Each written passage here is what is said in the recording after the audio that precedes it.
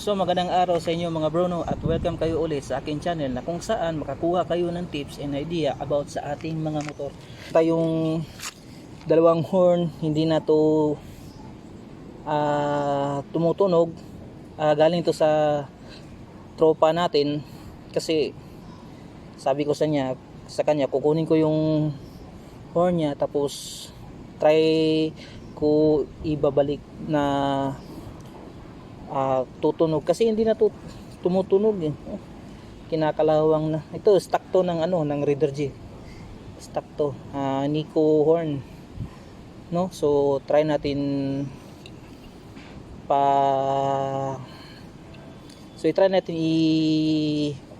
try natin ipatutunogin no, kung tutunog ba tong horn na to.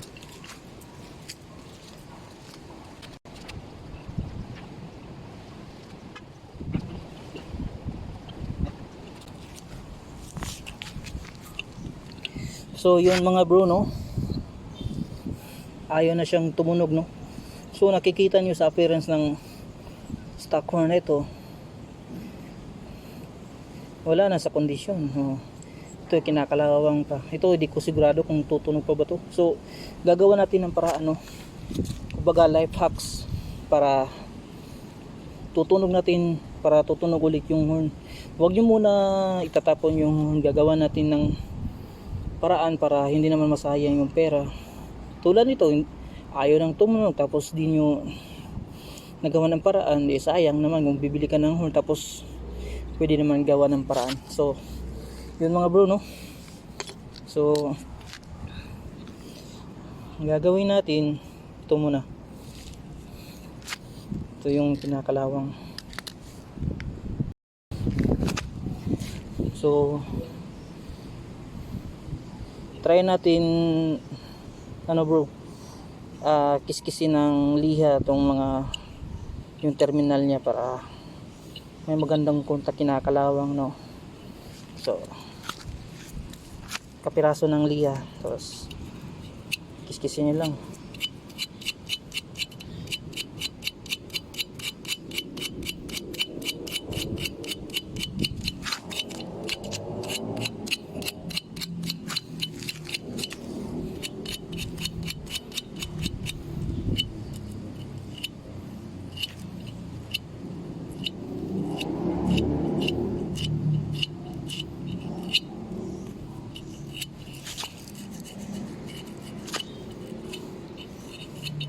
Kailangan matanggal talaga itong kalawang bro kasi walang magandang contact kapag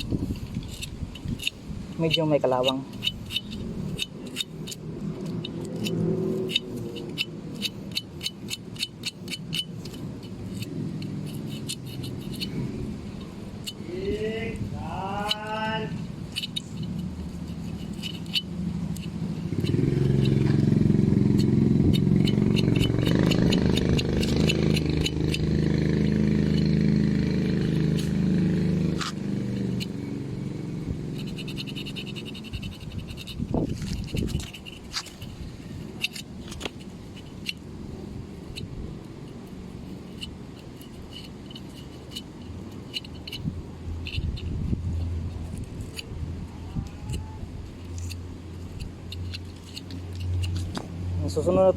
Ang susunod natin gawin bro, tanggalin tong nakascrew.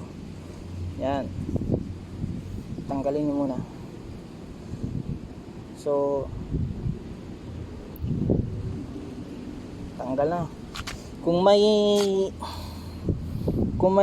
WD-40 kayo, pwede nyo bugahan dito kasi tutunog to kasi may contact sa loob. Pag na-trigger yung positive and negative, tutunog tong horn. So yun bro, no. Tapos try natin ibalik.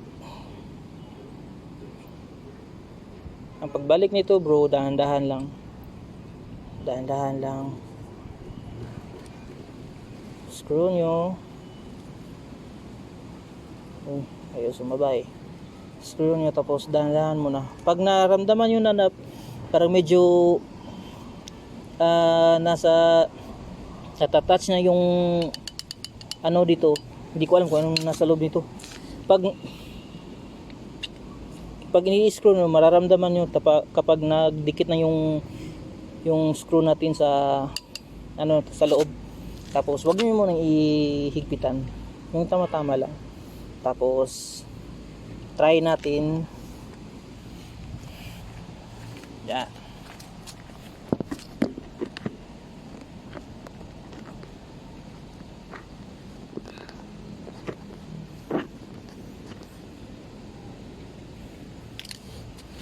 So try natin isaksak sa sakit ng terminal sa horn. So wag mo nang ipo-pull agad na i-screw. So yung mararamdaman nyo lang na pag screw nyo na lumapat na yung dulo ng screw yun. So wag nyo muna ilalak. Try natin kung tutunog na ba siya o hindi.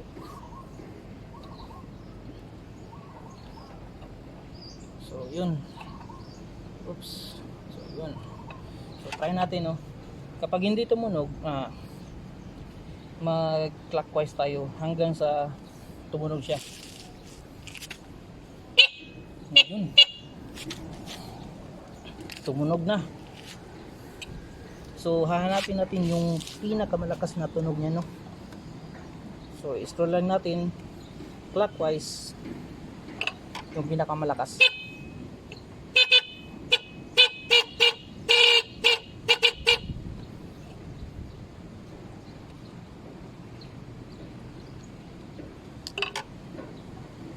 Kaya nung tumunog.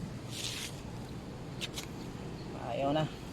So counterclockwise.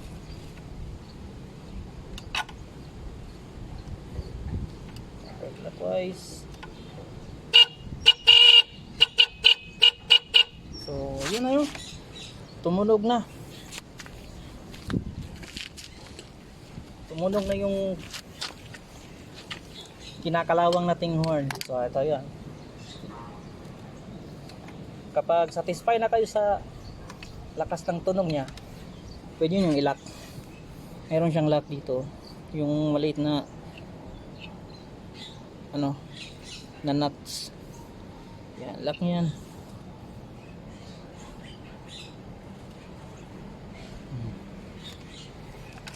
Try natin ulit.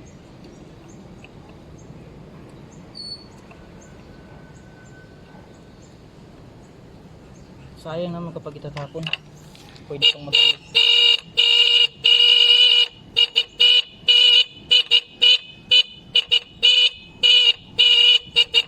Yun. So gumana. Gumana to, guys. So ito naman yung isa. Yung stock horn ng Raider J. So counterclockwise muna yung maluwag, tapos screw natin pa clockwise. Mararamdaman natin kapag yung dulo ng screw tumapat doon sa parang plate sa loob. Yun. So yun, hindi muna natin i-full. So, try natin. Hindi naman kinakalawang yung terminal, yung isang horn lang. Oops. So try natin. Tingnan nyo, guys, oh.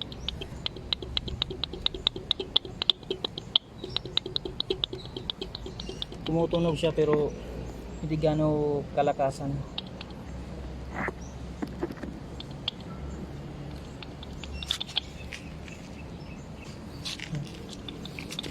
So counterclockwise na, ay si clockwise natin, clockwise. Ayaw. Clockwise. Pakonti-konti lang. Hanggang sa tumunog siya.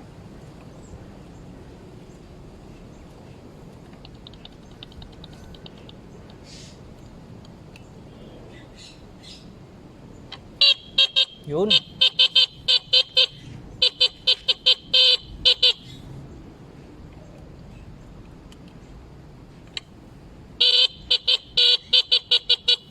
Mas malakas pa yung kinakalawang naman.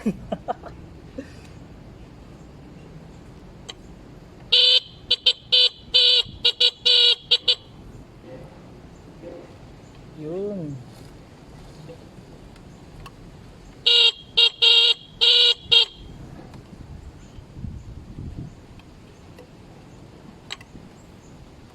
Ayaw na.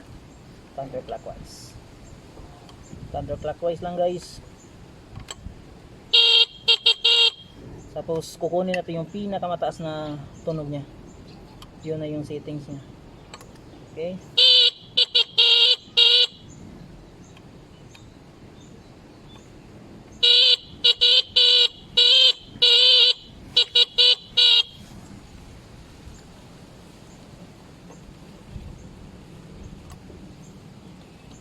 Ayaw na. Parang ito na yung pinakamalakas niya. Yan. So, yun guys, no?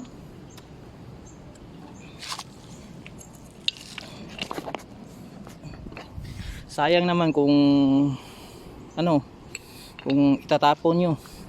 So, gawa na lang natin ng paraan, no? So, yun lang guys para sa araw na ito. So, maraming salamat sa papanonood and ride safe.